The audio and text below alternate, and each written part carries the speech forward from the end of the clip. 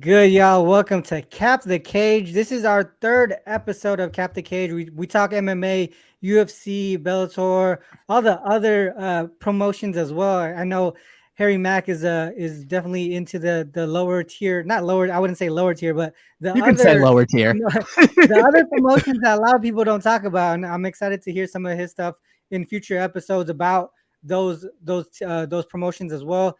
Pat Gerhart, also known as YBB. He's as well on the panel, one of the MMA experts that I look out to, both Harry Mack and YBB there. We have UFC 284 Islam Makhachev and Alexander Volkanovski. Guys, this is the one that we've been waiting for a while. Pound for pound, 1 versus 2. I'm excited to break this one down, but we also have a whole bunch of other fights that we want to talk about. Dude, last week came off a really good day. I'm actually gonna share my screen real quick before we break into these games. But Let's take shout our out victory to lap. shout out to FightOdds.io. They have a bankroll tracker here, and we're gonna use this moving forward on the show as we go through UFC or MMA weekly. We're gonna talk about all our bets and stuff like that. But last week we went 3-1-1, and also one fight got canceled. Here the Young Kim and Bomb fight did get canceled, so that wasn't part of it. We did get the parlay here with the Spivak inside the distance. There's also the Tyra inside the distance as well. That was plus 120. We pushed on this one here. This was the draw, right? Yeah, We weird also have fight. the Bates here, the money line plus 260. We only went half unit on it. We should have trusted you guys. We should have trusted YBB a little bit more on that one. But we did go half unit on it. We got the plus 260 initial odds. Closed at 216. We beat the line there. Plus 165 on the Brendan Ward. We got that one. We also beat the line there. We missed on this one, the Tokov right here, plus 220. Ended up being at 265. We lost that one. Only half unit though. So altogether right there, up $365. ROI right there, plus 121.67%. Man, average odds too, plus 191. Man, We're not everything eating the looking pretty chalk. solid. Looking pretty solid there. Hopefully we continue in that ways this week. UFC 284. Let's talk about it, guys. YBB, Harry Mack. First one up is Malarkey and Prado. Prado here, I mean, he's the young guy, right? Plus 215. Malarkey minus 260. Prado 11-0, one of the top lightweights in South America right now. Malarkey, though, he does have the experience. What are you guys' thoughts on this one? Harry, let's start with you. For sure. I do think the price is a little bit wide. The line's a little bit wide here. I don't think I'm going to be making a play on this fight. At the end of the day, the way that I see it is I always have really enjoyed Jamie Malarkey. I think he's an action fighter. He always brings it. I've never seen a boring fight with him in it. But minus 260 that's a steep price. That's a steep price for, and I don't really have a good read on how he's going to get it done. I would probably lean decision. I think the line is probably warranted. I do think Jamie Malarkey, you put a gun to my head, I would say Jamie Malarkey probably wins a fairly wide decision, a competitive but clear decision. Mm-hmm. And yeah, I'm not going to force a play here early on in the card. I got plenty of spots that I like later down the road. So I'd pick Jamie Malarkey to win, maybe throw it in a parlay if you want to get, a big nonsense parlay going. But yeah, I wouldn't lay the chalk straight up personally. Yeah, YBB. I know we talked a little bit about this one. I think I would say we're pretty high on Prado here. I know he's 11-0, right? We talked about that, but also he's finished in every fight. Either a sub or a KO there.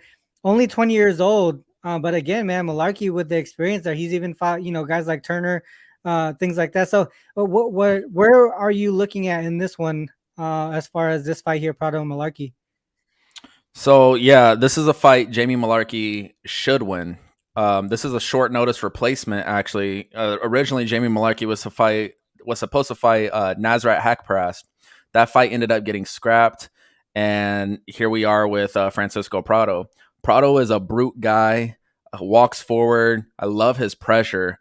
I think the value is on him. I'm going to disagree a little bit with Harry. Now, here's the thing: Jamie Malarkey. That chin's going to go. That chin is going to crack. He has zero head movement. He's a great fighter, good combos. I love his offensive fighting. I don't like his defensive fighting. Last week, or maybe it was 2 weeks ago, we saw Bruno Ferreira versus RoboCop. And Bruno Ferreira is one of those brute guys who just flatlined RoboCop. I see a similar situation in this spot. I like the value on Prado. I think plus 215 is generous. Also, let's not forget, Jamie Mullarkey is coming off of it was an undisclosed significant injury. He was supposed to fight Magomed Mustafayev at UFC 280. He was pulled from the card. He had surgery. And then not only that, this is a short notice replacement in Francisco Prado, but is that a bad thing for Prado or is that a bad thing for Mullarkey? Really, if you think about it, Prado has nothing to lose. Okay. With all those things being considered and said, I'm going to take my shot on Francisco Prado. And I have a hot take. I think that he sleeps Mullarkey. I know Mullarkey's been durable, and I know it's hard it was hard for me to say that because I like Mullarkey. Mullarkey brings awesome fights. He's fun. But everything combined, I think he gets put away in round one. I can't believe I said that. I'm on the same boat with you, Pat. Like I do like Prado here. I was looking at the money line at the time when I saw it. It was plus 120 or plus 220, plus 215 around there. Even the inside the distance at plus 340 makes sense to me too. I agree with you here that Prado is the way to go. You can see here, right? He's taller, but he doesn't have a lot of reach. Mullarkey also he's shorter but has the longer reach for some reason. Prado, if you've seen his body, I was watching some of his fights. You see his body, dude. That's just scary to look at. He's pretty ripped for his size as far as like being lengthy. Especially for being a 20-year-old man. He's not even like a grown fucking man yet. Yeah, I mean, he's just scary to look at. He looks, you know what I'm saying? So like for me, I agree with you, Pat. I would look towards the inside the distance here with Prado. I think being that late addition to this fight, right? Mullarkey is probably not ready for him, right? Either same thing though. You know, Prado's not going to be ready for him, but Mullarkey's going to be more surprised of what he's going to be seeing on the other side. Prado got nothing to lose. I think he's going to let it go, and you know, I wouldn't be surprised by him getting a knockout either, though. All right, well, you know, let's go on to this next one here. Kulibao and Bagdasaryan here. This one, the line the last time I saw it, minus 107 for the best line. So pretty tight. What are you guys' thoughts on this one, Pat? Let's start with you here. Dude, I gotta go with Kiwi, man. The Kulibao is an in and out switch stance fighter who gives his opponents trouble because he's not just southpaw, he's not just orthodox. You don't know where his shots are coming from. What I didn't like though is you watch his fight with Sungwoo Choi. He's a little bit suspect to leg kicks, and that's what Bagdasaryan likes to do. But whenever he was fighting Sungwoo Choi, the way that he fought that fight was to avoid the hooks. He wasn't really addressing the leg kicks because he was preparing for the hooks. Now he's going to this fight with Melsik, who is a kickboxer who does throw leg kicks. And I think he has a game plan for that. I love his pressure. I love his lateral movement. He stays out of range. And this is a fight where I believe that he's going to be the faster fighter. And I hear a lot of people, they're using the fact that Melsik is the better striker. I don't even know if he's the better striker, to be honest. I think that the volume with Kulibao, his output, his forward pressure, he's going to crowd the kicker in this fight. He also mentioned on the All-Star podcast how he's really excited to be on this card with Jamie Mullarkey, and it brings both of them. They have this motivation to win this weekend. For Mullarkey, the circumstance is a little bit different because his opponent has since dropped off. Like I said, this is a short notice fight for him. But in this spot, I just think that Kulibao, he's been really, really impressive. Bagdasaryan loads up on his shots. And if you clinch him, he will gas out. Remember, Harry, whenever he fought on the Dana White Contender Series and he was fighting Bazookia. Yeah, my buddy. We were both on Bazookia because we didn't really have, I guess, that expectation for Bagdasaryan. Now, he has proven us wrong. But I was impressed with his defensive grappling in that fight for sure. Dennis had like a deep Kimura attempt in the third round, a couple of really nice takedown attempts, and yeah, Melsik definitely impressed me in that fight. Yeah, no, he was really impressive. But I don't know. I think that right now, I think I'm gonna take Culibao hometown. Yeah. This price is also this fight is priced to go the distance. We're in front of the home crowd of Culibao. I don't know, man. Judges scorecards, but I don't know, man. I like Culibao in the spot. I like the volume. I like the pressure. Mhm. Lateral, side to side, switch stance. Everything about his game, I just love. So Yeah, yeah, I give me mean, Culibao. I shared that little link, that video with you guys earlier this week about how he wants to really make it one of the best fights on on the card this weekend. He wants to go for that fight of the night card. Uh uh you know, if you look at just them specifically, right? You got the length and the reach both on the Kulibao side.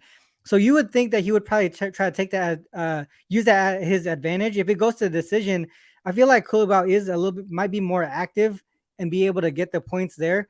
On the other side, I mean, you got Melsick, who's really thick and bulky. Like he is I feel like you mentioned it. He's primarily a striker, right? The Thai boxer, and what I've seen from him, from Kulibao's defensively. One thing that I saw was what we were saying earlier, the kicks, right? I I think that because of the reach, though, just from a stand up standpoint, I think he's going to be able to get to a position where those kicks won't hit as hard. That's just my opinion there. Harry, what are your thoughts on this fight here? Yeah, so I'm not sure I have the same read as Pat does, but I think the value play here honestly might be the under. You can get plus 140 for 2.5, plus 115 for it to not go the distance, and just hope something cool happens. But I think as far as who wins this fight, I think it'll really be dictated by where the fight takes place, right? I think if Kulabau is able to get the fight to the ground and use his top control and kind of that grappling and that wrestling and those submission threats to kind of control Melsick and just do enough damage to win on the cards, I think that's probably his best path to victory. Whereas if it does stay on the feet and this is just solely a kickboxing match, I'm absolutely going to favor Melsick. If you go back and you watch his fights, he's a former M1 global champion, really, really, really well credentialed striker, really well credentialed kickboxer, Thai boxer. And like you said, Kulabau has struggled in the past defending those leg kicks, one of the weapons that Melsick favors most. So I do think it's priced right at a pick'em, basically. I think this one's more or less a coin flip, and one big break in either direction could be the difference, whether that's Kulabau able to snatch the back in a scramble and sing in a choke, or Melsick landing, fainting low with a kick and going up high and just putting him to sleep. I say fuck it, take it not to go the distance at plus 115 and hope something fun happens. But if I had to pick a side, I think I would lean Melsick. But as we've said in the past, I also I have a legal obligation to root for guys who have beat my friends in the past for strength and schedule reasons. So take that for what it's worth. Gotcha. Yeah, that's a good point with the inside the distance. We probably want to look at that line a little bit later when we look at the odds and stuff. I think that's a good point that you mentioned there. Let's move on to the next one. We got Pedro and Bukauskas. You guys were really high on this fight here, and it seems like you guys are aligned as well. Harry, let's start with you on this fight. What are your thoughts on this one? Yeah, man. I think Modestus Bukauskas is a fantastic value play here. You can get him between plus 200, plus 210, 215 at most shops right now. Obviously had a brutal knee injury against Khalil Roundtree, I believe, about 2 years ago at this point. There was questions about whether he would fight again at one point. Goes through rehab, goes through surgery, does all the work, gets back, comes out, stops 2 Cage Warriors fights, gets back his Cage Warriors light heavyweight championship. So a really good, inspiring story, something you really like to see for sure. And yeah, now gets the opportunity to step in on short notice against Tyson Pedro here in Pedro's hometown. And a big part of this play for me is I just think that Pedro is overvalued right now at minus 232. And I think he's overvalued off of finishes against 2 guys who didn't belong in the UFC, in Harry Hunsucker and Ike Villanueva. Yes.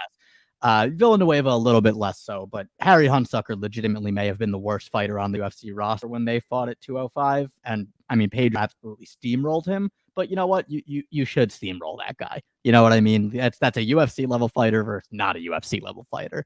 So in my opinion, that line is just way too wide at minus 230 for Tyson Pedro. So I'm going to toss the unit at Bukauskas plus 200 and hope he can get us home. He really has looked great in Cage Warriors since coming back. It's nice to see.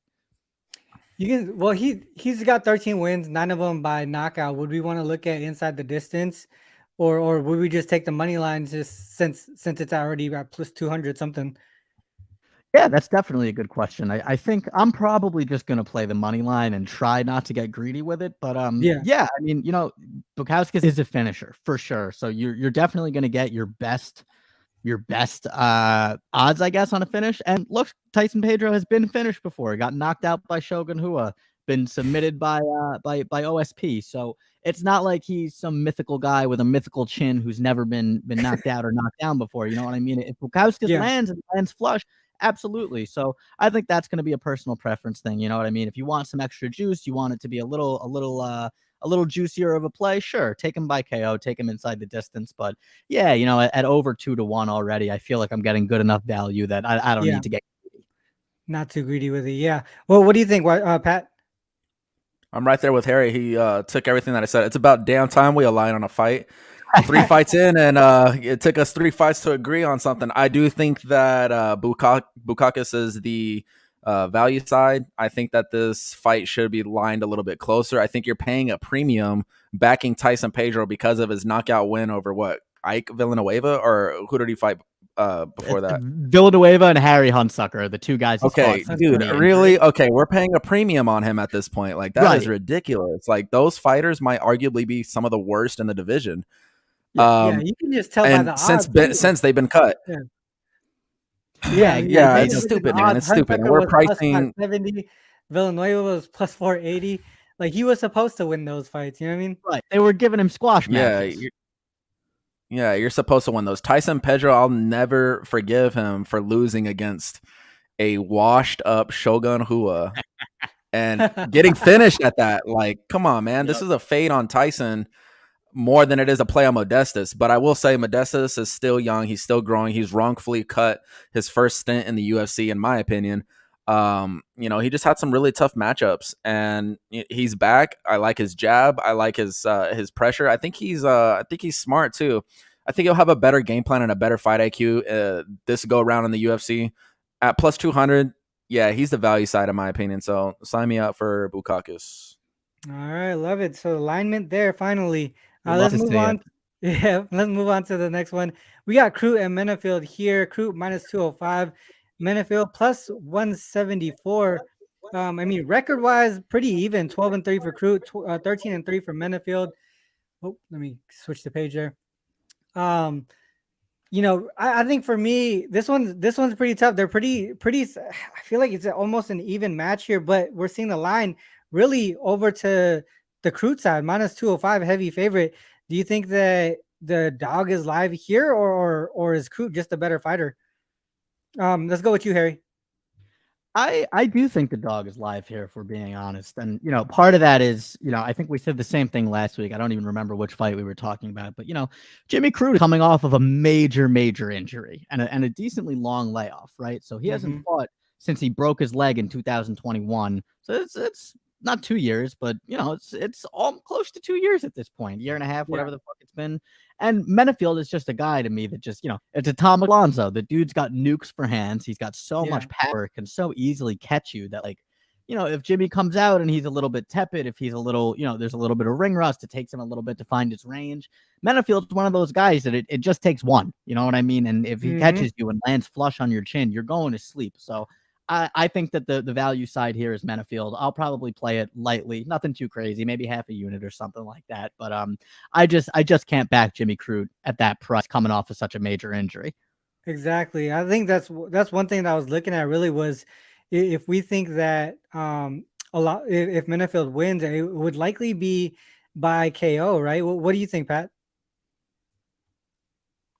Yeah, I don't really have a strong opinion on this fight. I kind of lean Crute here. I'm gonna go opposite though. I don't like how Alonzo Menafield left Saif Saeed. He had a really good coach, good sparring partners here, and he left the camp to go train with Pat Barry. I think that's a red flag, and I don't know, man. I do think Jimmy Crute. Was that after the most recent one? That was right after the most recent fight? I think even during that fight, he had already been gone. Gotcha. But, I don't know. Saif Saeed is a great coach. He's a fantastic coach. He always has a really good game plan. And now we have Pat Barry. So, anyways, I don't know. It's hard to back Alonzo Menifield in my opinion. You never know what you're gonna get out of him. He fights to his competition, and I don't know. I kind of agree with the odds, but I'm just gonna think that Jimmy Crute gets it done, probably by decision. But yeah, if Alonzo does win, it'll probably be by knockout. I just think Jimmy Crute has all the wrestling and grappling upside. This kid's, I mean, he's young as hell too. Jimmy Crute's only going to grow from here. Alonzo Menifield is 35 years old, so he's basically what you see is what you get. Is that right? It says 28. I thought Menifield was old as hell. I didn't think he was that old. I might be wrong. My bad. I don't know. It's all good. I thought he was a lot older than that, but yeah, I'm gonna side with Jimmy Crute to get it done. Damn, I have to look into that now because I really thought Alonzo was like way older than me. Yeah, as I'm sitting here looking at it, this honestly kind of screams reverse brain over spot. You can get the over 1.5 at plus 110, so plus money on 7.5 minutes of action. And if you think that Jimmy Crute is going to wrestle his way to a decision, I like that. That's a great play. No, that's smart. That's really smart. Yeah. That's the reverse brain over, boys. That's the classic reverse brain over. Two guys who are just absolute brutes who knock the shit out of guys. And you just, there's no possible way that it could go over 1.5. And all you need is a round and a half. That's all you need. At plus money, I might have to sprinkle that reverse brain over. We were talking about this in some of the fights where it's just like you got to play that number, fight going the distance. Right. That fight last week with, God damn it, I'm going to forget now. But it was priced so beautifully to go to the distance. It ended up being a draw. It was Kyle Nelson and Doohoo. Yeah. Doohoo Choi. Like, come on. You even called that too. I was like, man, that's crazy. But yeah, you know what? I just checked. Alonzo Menifield confirmed he is 35 years old. He is not a spring chicken. Yeah, I think it's wrong on that site. Okay. All right. Well, I think maybe we look towards that over. I think that's the right play there because even if I like over, like you said, right? If Crute gets down to the grappling, right? Maybe Menifield's too strong for him to kind of sub him too early. Maybe it takes time for him to get that done. Or if it goes to the decision, obviously he's going to go over. Menifield, if he wins, it might be by KO. I don't think he would. I don't think he'd be the guy that win by decision here. But at the same time, it might take some time for him to get that there either too. Towards the later part of the fight. So yeah, I think that over 1.5 is something that we look at, especially if it is plus money. Let's move on to this next one here. We got the Jack Della Randy Brown one. What are your thoughts on this one, Pat? I know you you wanted to talk about Della here. I think that Randy Brown's going to be a popular dog this week. And you know what this fight reminds me a lot of? And this is a totally different division. And I might, people are probably going to hate me for using this comparison, but it reminds me of Johnny Walker versus Jamal Hill a little bit ago, where I just think that JDM fights so well in the pocket. Like his combos are slick. They are sick. He's durable. You see this guy put in, tough positions, tough submissions, deep submissions at that. The arm triangle on the Dana White Contender Series didn't tap. Like this guy's tough. Those are guys that you want to back. What sucks is now you're paying a premium on him. But what you can do to lower that is take him inside the distance. I think he's going to catch the chin of Randy Brown and sit him down. I really think that this is very similar to Johnny Walker and Jamal Hill. Randy Brown's good, but he uses his length. He fights with his hands low sometimes. I think that's going to get him caught. I think Jack Della Maddalena will march forward, put his combos together, and make it an easy and quick night. Yeah, I mean, he's gotten 3 KOs in a row. How has he fought against other taller fighters? Because what they have here is 6'2", 78-inch reach there. I mean, that's a lot of length. Like you mentioned, though, Della likes to be in the pocket. Is he going to be able to get in there, though? Harry, what are your thoughts on this one? Yeah, man, that's a good question. And to my knowledge, I don't think Della has had to fight a taller opponent yet, because Angeluso was definitely a little shorter than him on the Contender Series. I know Ramzan Ameev is not that big of a guy. Yeah, I don't really think that he's fought anybody bigger than him yet. So that's an interesting point. But honestly, I think I'm with Pat here. It's like there's a little voice in the back of my brain that's yelling at me like, you have to take the dog here. You have to take the dog here. It's a step up in competition for JDM. But from everything we've seen so far, man, I think Jack might just be that fucking dude. He seems to be like genuinely maybe the best prospect we've gotten off Contender Series in the last 2 or 3 years, something like that. So it's a big price. I agree with Pat that if you're going to play it inside the distance is the way to go. I do think that, I mean, Randy Brown's been knocked out by Nico Price from his back. So like the guy can't have the greatest chin in the world, and JDM's got the hands to put anybody away. And especially behind that, he fights behind that 1-2 once he gets the jab going real nice. So if Randy Brown decides that he wants to get into a firefight with Jack, I don't think that's going to go well for him. And I think Jack inside the distance is probably a good play. Yeah, I'm looking at some of these lines here where he's the heavy dog.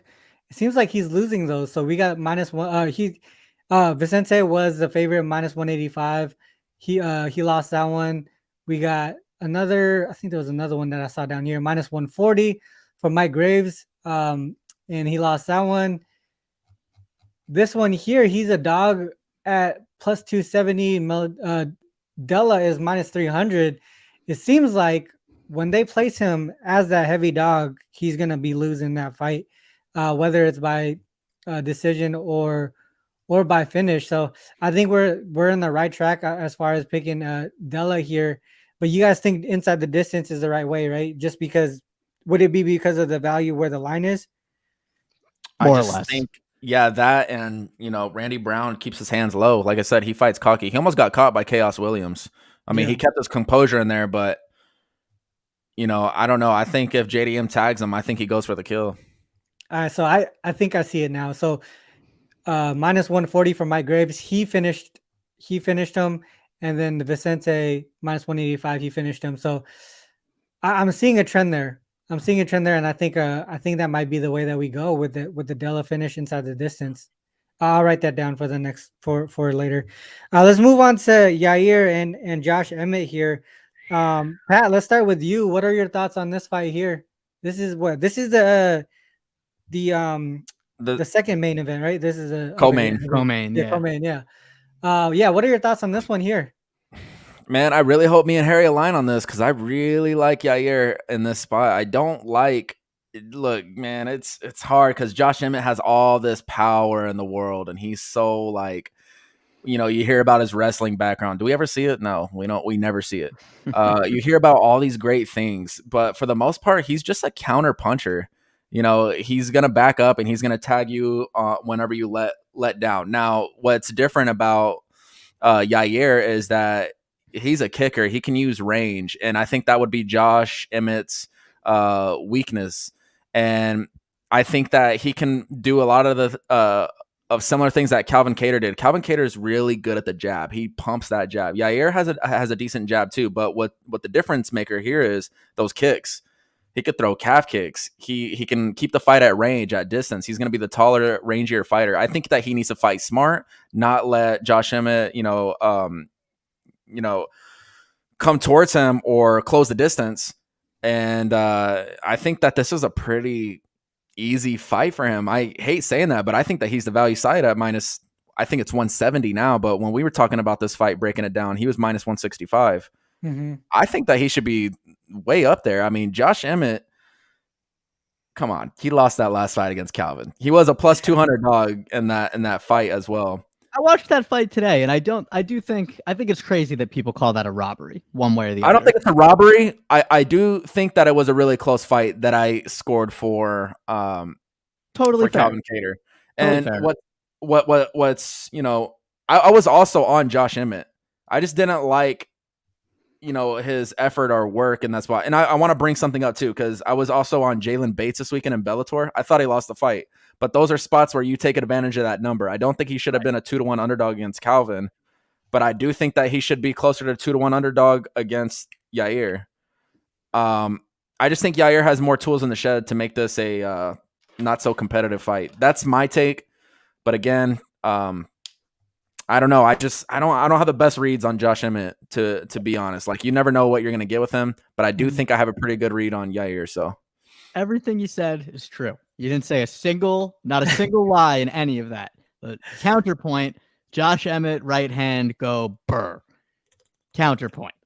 So at the end of the day, right, like that was my takeaway basically watching the Calvin Kattar fight is Kattar had him on volume by a little bit. He out-edged him in the striking, just, volume, pure numbers wise slightly.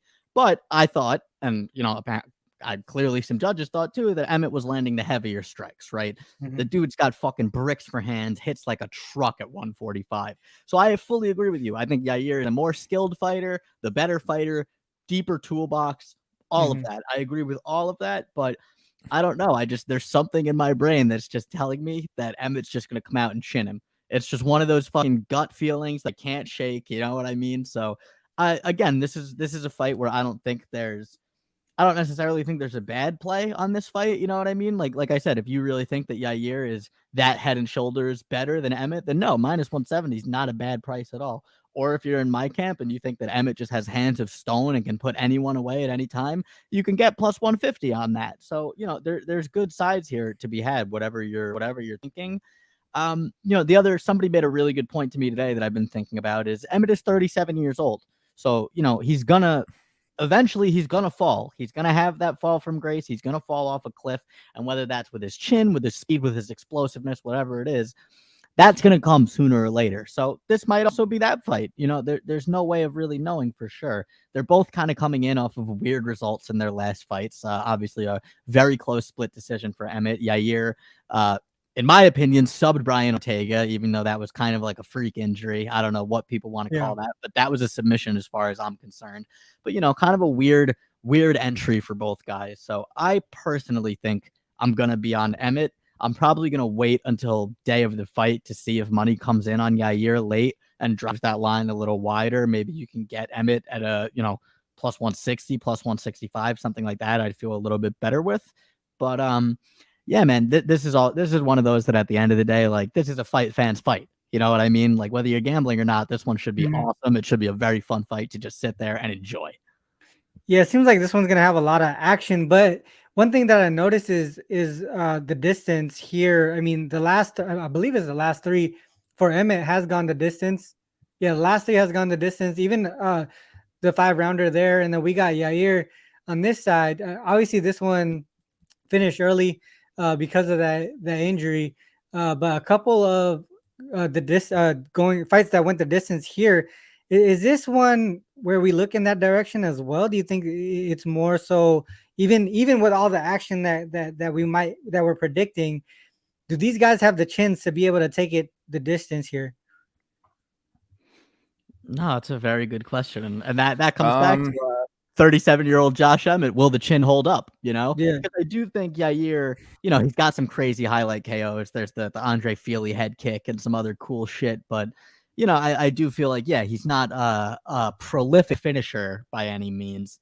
So, I guess if I had to choose, I would probably tell you it goes the distance. But, unless there's a phenomenal number one way or the other there, I'd probably just, just sit back and enjoy the fight. I hope both guys have fun. Yeah. Pat, what do you think about that?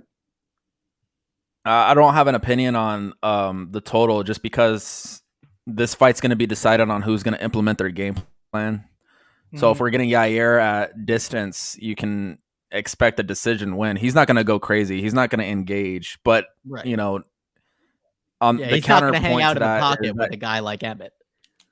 No, but the thing is Josh Emmett doesn't really go for it either. It presents itself, against the right fighters. He's not out there like he doesn't fight stupid. Right.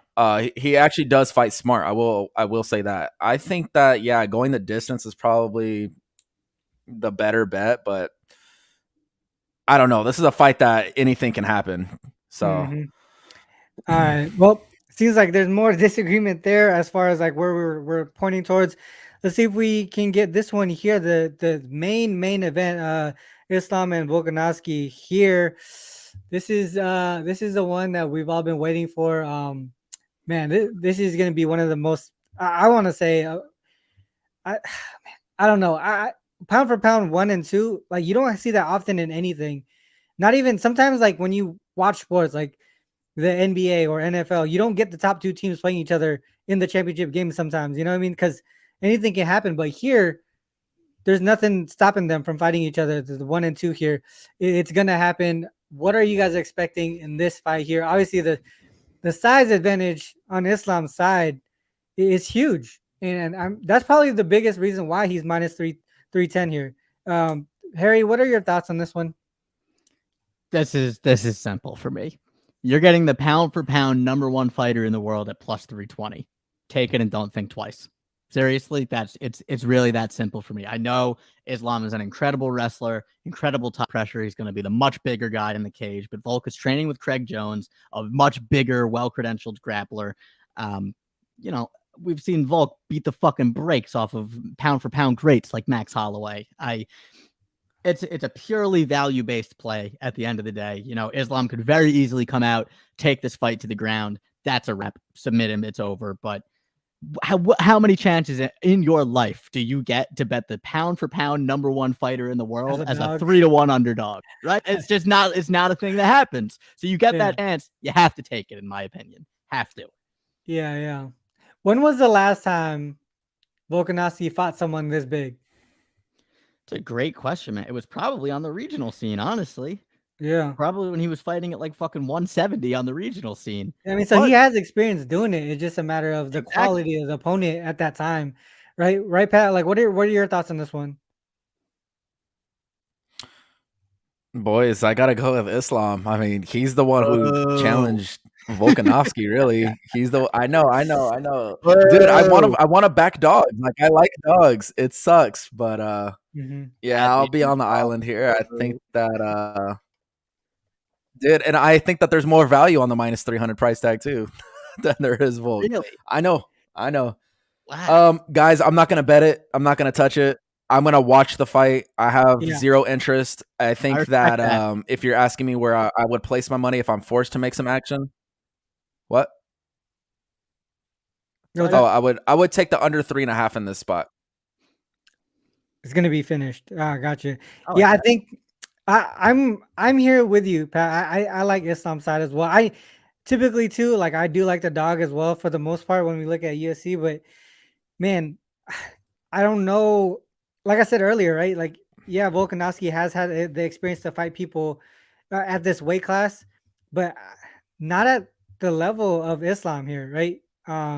That's the only thing that scares me, and I think we talk about this when we talk about sports, like the sports betting, like NBA and things like that. Like, sometimes the line is what it is because the books are telling us kind of what's about to happen, in my opinion, and that's just the way that I see it here. I think Islam is minus 310 because he has a really good shot at winning this one.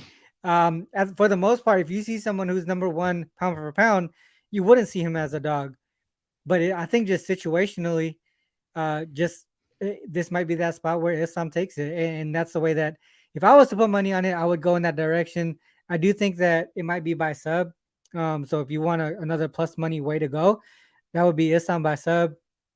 The one thing that I was talking to you guys earlier, if Islam doesn't sub Volkanovski here and it does go to the distance, there might be a chance that Volkanovski ends up winning by decision. Absolutely.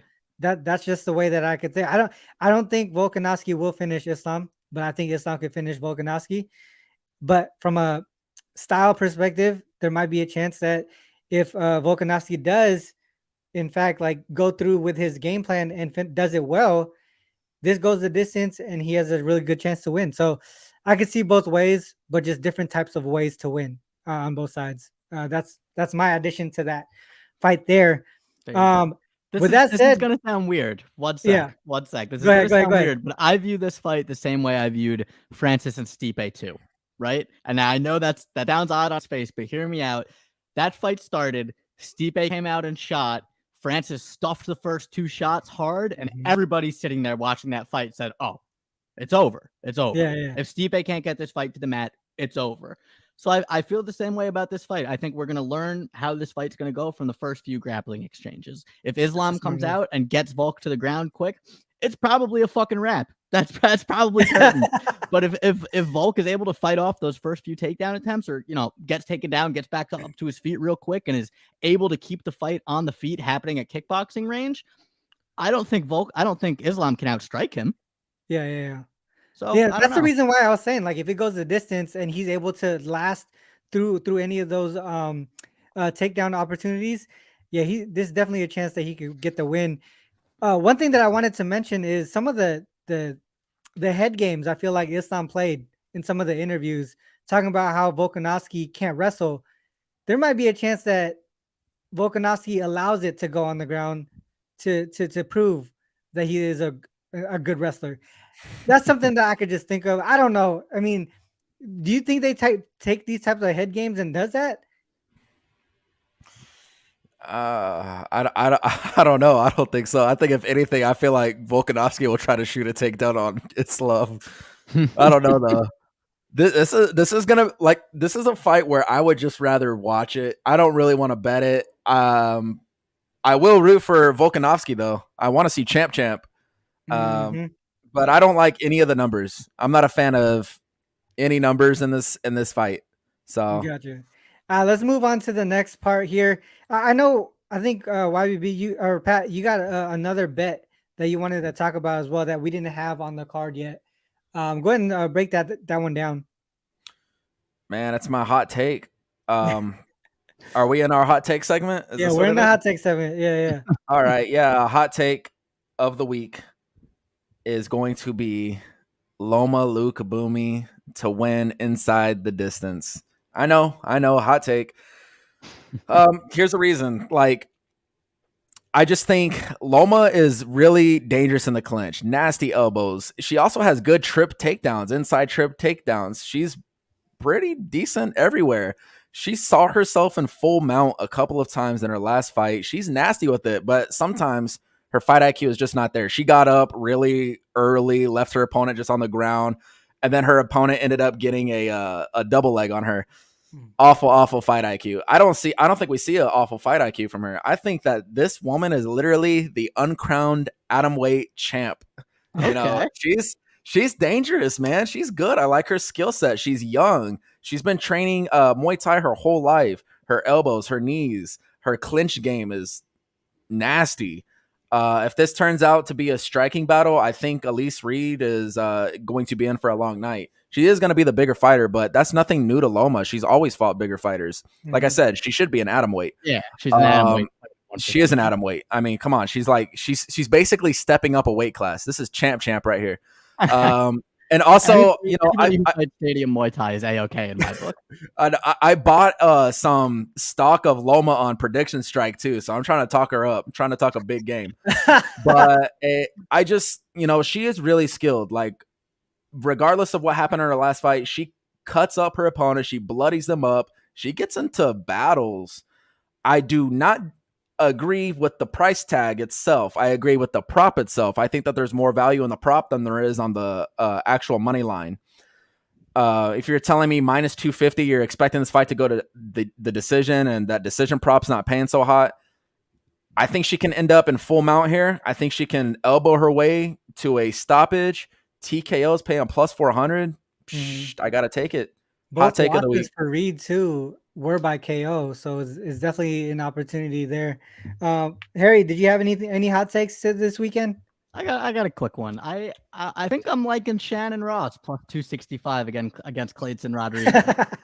It's a simple play for me. They're both Dana White's Contender Series alum. They're both making their debut. Generally fading guys in their Contender Series their UFC debut after Contender Series is a profitable strategy. So, you know, I do think Clayton Rodriguez is really good. He beat the fucking brakes off Santo Curatolo on Contender Series, a very good flyweight from out here in the Northeast, a Philly dude. I just minus what is he sitting at right now? 350 right now, 320, 350. Minus 320. Yeah, that's a big price for a guy in his debut. And Shannon Ross took a lot of lumps on his Contender Series fight, but came back, won a comeback, knocked his boy out. So plus 265, I'll sprinkle half a unit on that. Why not? Got it. All God, right, so dang it, we are in the same boat. Did you agree with that one, Pat? Because you kind of I love Shannon Ross. This guy, like, don't let the record distract you from the fact that this guy is game. Like, yeah, he gets put out, but he goes out on his shield. At least you could say that. Like, he goes out on his shield. He is a fighter. He's a scrapper. He doesn't look for the easy way out. He has 6 losses because he gets into firefights. Hammer and nail, baby. Dude, yeah, exactly. But he was the favorite in his Dana White Contender Series, if you guys remember, and he was putting on a clinic until he got knocked out. I don't know that Klitzen does that well with pressure. I don't understand this price, to be honest. I love that, Harry. Good. We align on another dog. I love it. There you go. We've been disagreeing this whole damn show, so that's awesome. We need it. Let's move on to the section that where we start to place our bets here. I'm going to share the screen once again. So I'm going to go down the row here. We talked about Prado. I know myself and Pat were on Prado here. We did like him inside the distance. Harry, you disagreed here. Is there anything? I did, but if you guys want to let it ride, let it ride. I got no problem with that. Gotcha. What do you think, YBB? Should we just stick with the money line, or do you want to it is at plus 240 or plus, what was it? Plus, let me go back to that. Fuck, boys, I actually got to run real quick, but you got my take, you got my bets. I got your bets in here, and we'll finish off, and then we'll let you know what we end up with. Appreciate you, boys. I trust Harry. Guys. I know you'll come up with something good, but appreciate you guys. Love doing the show. Harry. Great fun. Everybody out there, enjoy the fights. All right, we'll talk to you this weekend. Yes. All right, Pat. Let's go on to this part here. Prado. Here, do we just go with the money line? Dude, I'm betting Prado. It sucks that Harry's not on it. I would love to reserve this segment for where we align. Yeah. So because of that, maybe just a half unit. Half unit on Prado. On the money line. We talked about it like when we first started discussing what fights. This was one of the ones that I really wanted to take the big dog here. So I'm in agreement. Maybe we just, like you said, take the plus 240 here. The best line is plus 240 and just go half unit on it. Do you want to go no, let's just take the 240. Oops. Add to bet. Let's just go the half unit there. Plus 240. All right. So let's go back. And the next one was Kulibao. I know me and you were in agreement here as well at the plus, at the minus, I think it was like minus 107. Then why does it keep going here? Yeah, I like that because only 2 out of 3 of us align. I guess maybe 75. 75. Yeah, we got minus 105 here that we could take. I like that. I would put 0.75. I know Harry's not like too confident, but he makes some good points. I think because it's so close, you maybe don't sprinkle there. I mean, if I'm putting 1 unit on any bet, it would be this one, but not if our boy Harry Mack is in disagreement with this spot. That's a good point. But it's not like he was gonna be on Melsick, right? He was just saying he would lean in that direction. Yeah, he would lean on that direction. Yeah, I like this one too. So let's go with the 0.75 unit. All right, so next will be Bukauskas. I think we're all in agreement there. Yeah, I like Bukauskas in this fight. I got to start saying Modestus. I can never say his last name. Bukauskas. Bukauskas. Oh, shit. All right, hold on. Let me go to... I keep going to the wrong page. Odds. There you go. Bukauskas. We can get plus 210. Do we want to go a full unit on the plus 210? Oh, that's on FanDuel? Yeah. Yeah, if you can still get that. I have plus 200 right now, but yeah, if you can get plus 210, that's even better. All right, we're line shopping here. All right, so we got the next one. I think we're going to stay off of the Menefield fight.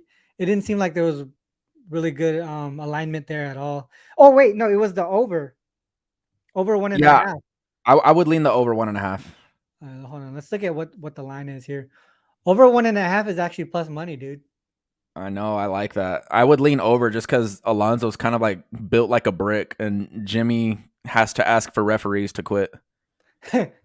Should we go the full unit? Based on how you guys broke it down, I do agree with this over 1.5. I think it makes a lot of sense. Yeah. I mean, we could do it. We could do a unit. Okay. I'm actually on my phone right now betting the same place that we're on right now. Just like discussing it. I already have some bets in, but All right, Della ITD. I like this one too. Let's go back. I just want to see the price on that because I feel like it's juiced. Della wins inside the distance. Minus 120 is the best we could do here, and that would be a Betway. So another one here would be 5 Dimes and Bet Online. They got Della inside the distance minus 130. But if we go by KO specifically, it's basically the same fucking price. I know it's like pricing Derek Lewis fights. It's like I hate when they do that. So do we go? Do you want to do that inside the distance at minus 120? Yeah, we can do that. I would prefer that. I think Randy Brown's gonna drop his hands and get put away. Full unit look good. Do you want to do a full unit? I don't know that I would, because it's like you have to rely on the prop to hit. Yeah, let's do 50 a half unit on that one. Actually, no, 75, because I think Harry was in alignment too. If we're all in alignment, then yeah, a full unit. That'd be cool. Okay. At this the price, the more I think about it, the more I can get behind that. Okay. But I like to take prices into consideration when I complete the capping as well. Like, yeah, minus 120 seems pretty fair, actually. the other one was, I think we skipped the Yair fight, right? Man, he likes.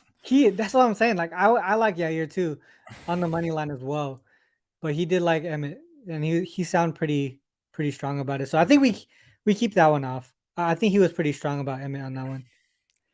I think he's gonna be betting Emmett. Yeah, I think so. That's why I'm saying, like, if he's that strong, if he's that strong on it, I think we lay off. And then we're gonna stay off of that the main event as well. Or you know what? Let's look at that inside the distance.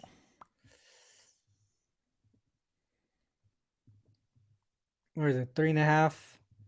3.5. Over 3.5 is plus 110. Minus 105 for under 3.5 here at 5 Dimes. I know he mentioned the 3.5, that mark there, but also the inside the distance at minus 140. That's not even that far off of the other one. No, not at all, actually. That's I interesting. I think it's gonna end inside the distance, honestly. I really do think Islam is gonna sub him.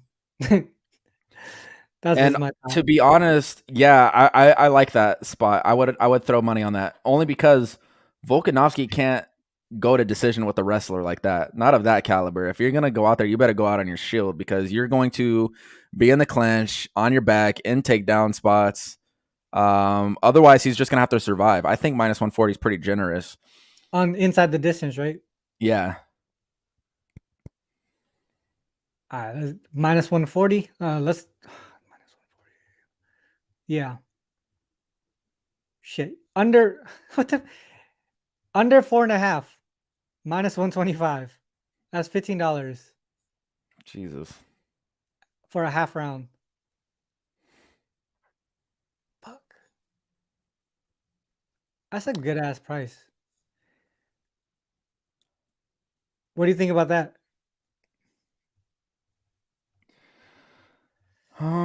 Yeah, I think I would align. Do we take the minus 125 on the under 4.5 then? I think so. Let's do that one.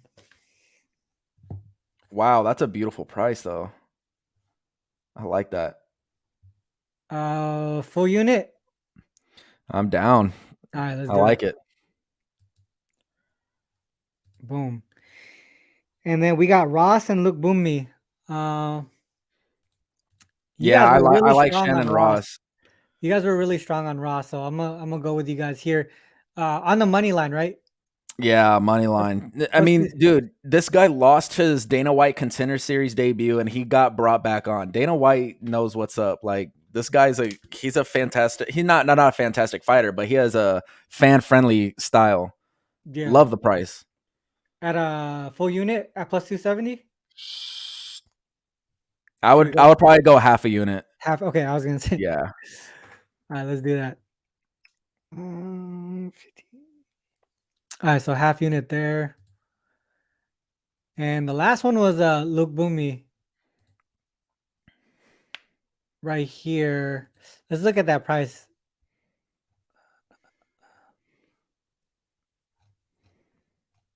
Inside the distance at plus 300, but you were looking specifically to the KO or just inside the distance in general? Yeah, TKO is plus 400. Should we go? Shit, we could still go a quarter unit and come up nice. Mm-hmm. What is the what book has 425? 420 right here. Yeah, what's that book? Unibet. Oh, Unibet. I've never been on Unibet. What do you think? Take the TKO instead of the distance inside. Oh the yeah, distance? I love TKO, but yeah, just a quarter unit. Harry seems to like at least read. Let's do a quarter unit there. Boom. That is it. All right, let's go and view our card. Then we got a lot going on here. Jesus. UFC 284, under 4.5 in the main event. We got Della inside the distance. Here, Crute Minifield over 1.5 rounds. Bukaskis here as well, money line. We went a full unit. Oh man, that's crazy.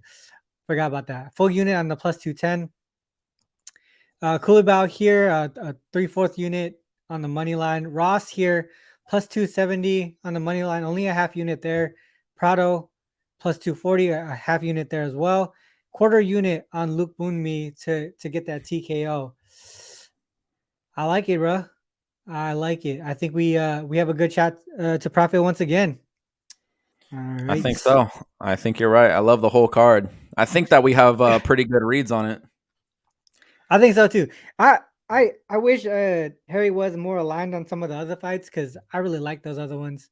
I think divisions in the long run will help us though, as far as like what we're risking and what we're winning, because he's a sharp guy, and when he has a strong take, I hate being on the opposite, but I love being on the same side. That's why when he said Shannon Ross, I was like, oh snap. Kletson's not the guy to be priced at that price tag, so I'm glad that he was aligned there. All right. Well, that is it, guys. That is the card. That is Cap the Cage for UFC 284. We kind of went through a lot, bro. This is an hour show, a lot longer than we expected it was going to be. But we did go through a lot. Hopefully we cash again. And like I said earlier, we cashed at the last show between UFC Fight Night, Spivak and Lewis, and also Bellator 290. Hopefully we profit again here, UFC 284. Can't wait to talk to you guys again next week. We'll recap how our bets went, and we'll break down the next card. Till then, guys, good luck with all your action. Peace. Later.